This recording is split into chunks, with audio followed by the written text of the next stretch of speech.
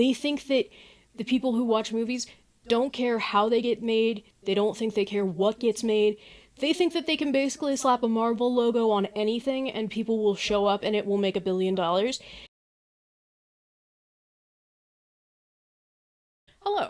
my name is Emma, and if you are not new to this channel, then you probably know that I am a filmmaker. I recently graduated from film school this May with a specialization in screenwriting. Basically the most horrible timing that you could possibly have. And that's actually what we're here to talk about today. You are probably aware that both the writers and the actors in Hollywood are striking. As someone whose online presence is largely dedicated to film and talking about film, I've gotten some messages asking very reasonable questions, and I thought I may as well just put it all in a video. To be clear, this is not a super comprehensive look at the strikes. It's really just an overview of the main points. What's happening, who's involved, why you should care. Why you should care is a big one. Who is involved? What is the deal? We got a lot of acronyms, so let's just go through everybody who's involved. There are three big acronyms. The WGA, which is the Writers Guild of America. We have SAG-AFTRA, this is the Screen Actors Guild, and the American Federation of Television and Radio Artists. So the WGA represents 11,500 people roughly, and SAG represents 160,000 people roughly. Our other acronym is AMPTP, the Alliance of Motion Picture and Television Producers. This is a group that represents over 350 studios. Big studios. Warner Brothers, Amazon, Netflix, Disney, anybody that you can think of probably falls into that. There is an important distinction to make between the AMPTP and the Producers Guild. So the AMPTP, I have such a hard time with that acronym. They represent the studios, whereas the Producers Guild represents the individual producers who are doing the production work on films. As of recording, I'm recording on August 4th, the writers have been striking for 94 days, and the actors have been striking for 20 or 21 days. For some reason, the sources I looked at had different numbers. I think it's because one of them was counting from when they knew they were going to go on strike, and one was counting from when they officially went on strike. It doesn't matter. It's been about 3 weeks with both of them striking at the same time. The reason this is big is that when you don't have actors and you don't have writers, you have essentially shut down all phases of production for almost all of Hollywood. There are a few projects that are still going that were given waivers from SAG. In addition, this only affects production in America and for American-based companies because they are American unions. So you'll see things about how House of the Dragon is still shooting, and that's because it's covered by British unions. As I'm recording this, the WGA is scheduled to be meeting with the AMPTP today to start the process of reopening negotiations.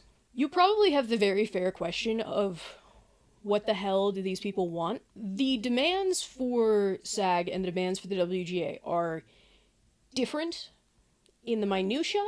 There are also some overall differences in what they're asking for because their contracts are different, because their jobs are different.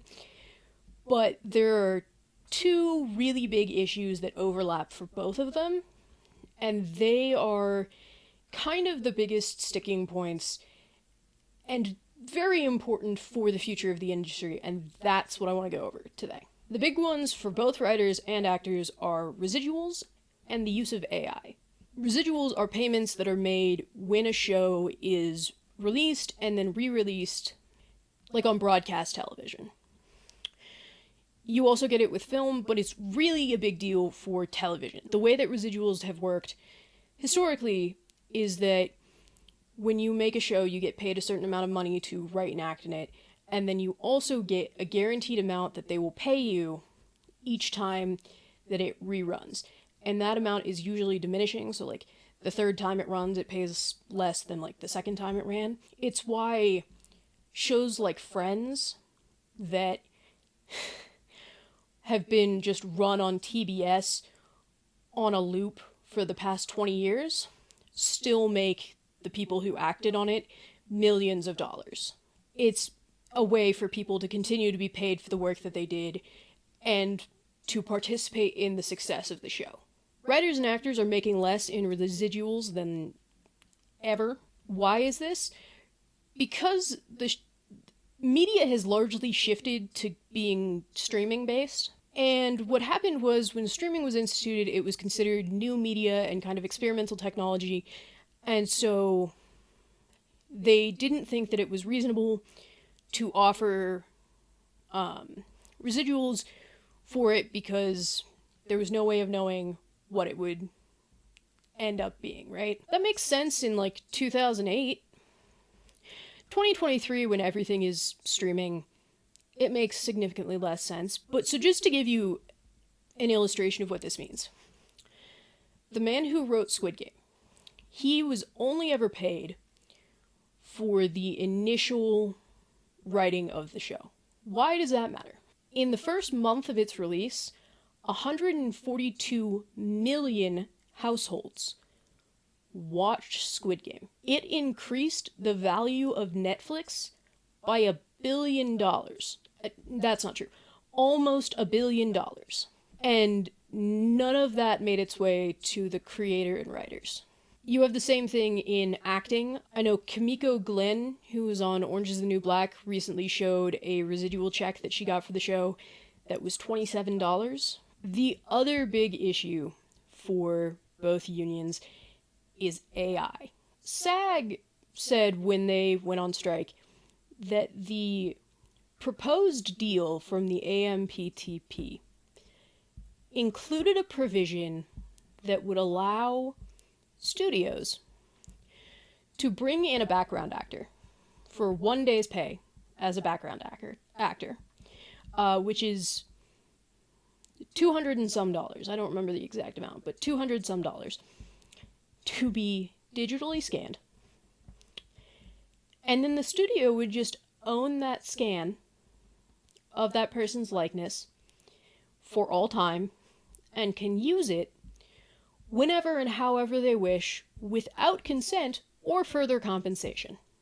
As for the WGA, the union basically put forward a provision saying films have to be written by humans, and you can't use our scripts to train AI models.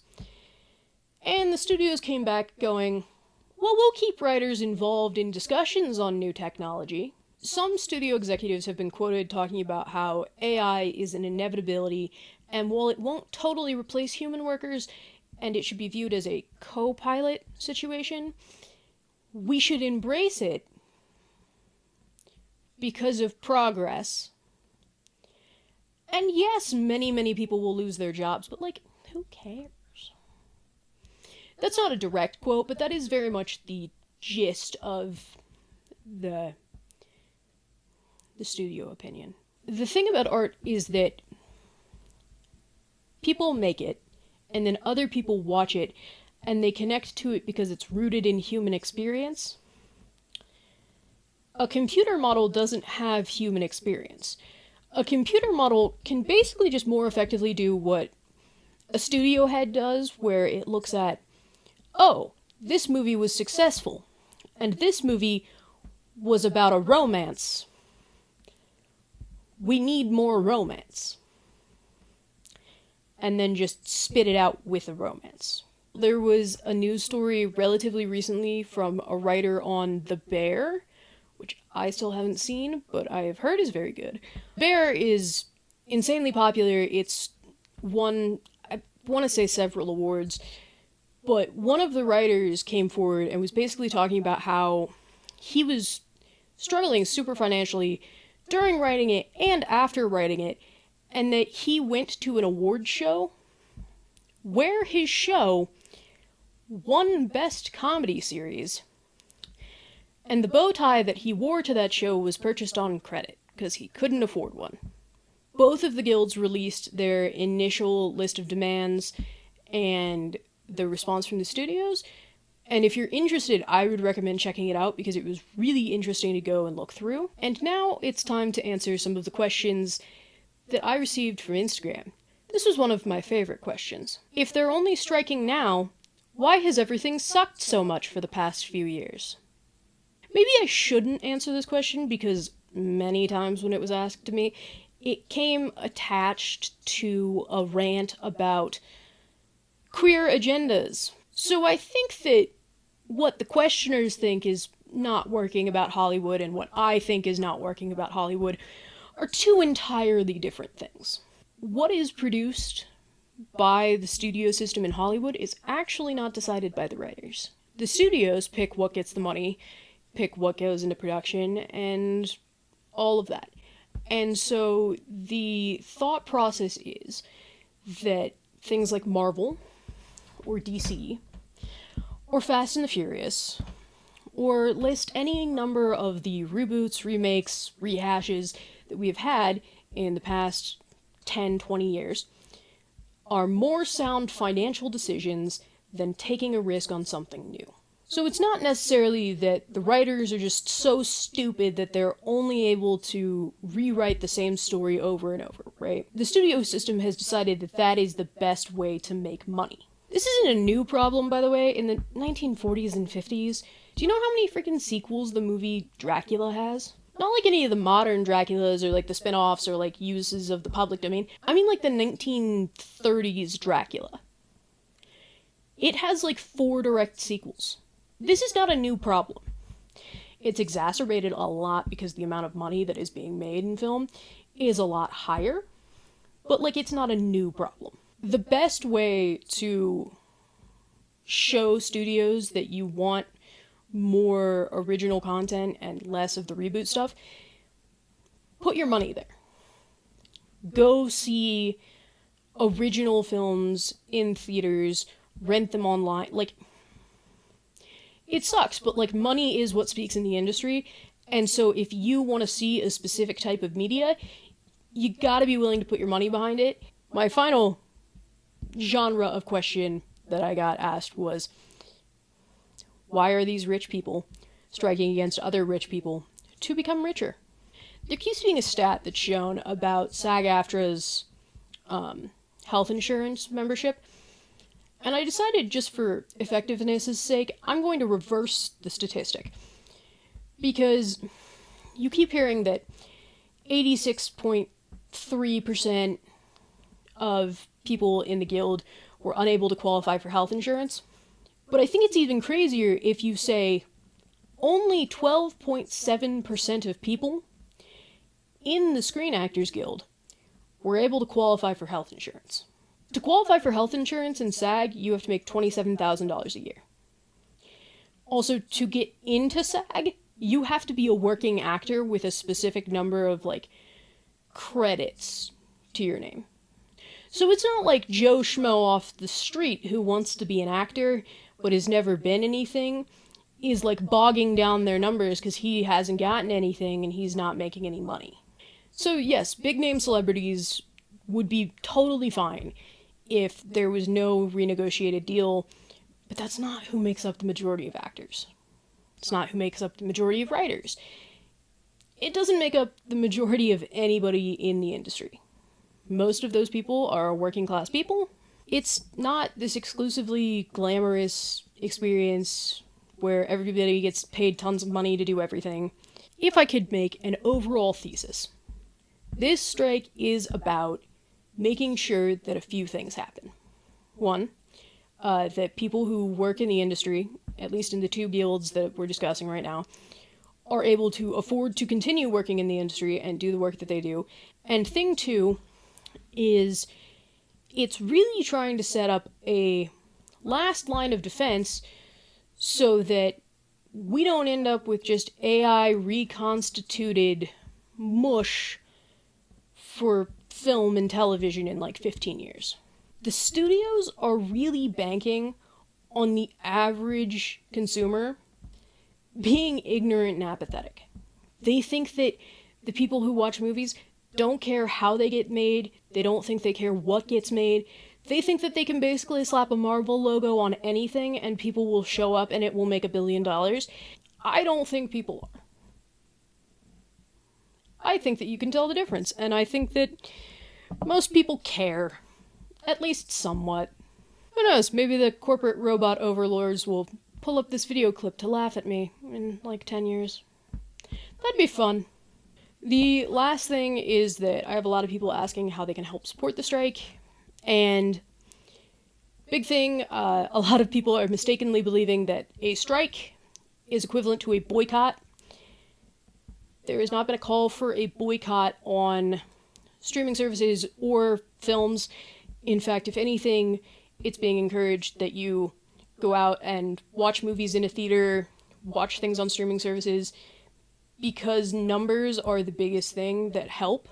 But if things are getting views and if things are making money, then there is ground to stand on for the people who are striking and negotiating.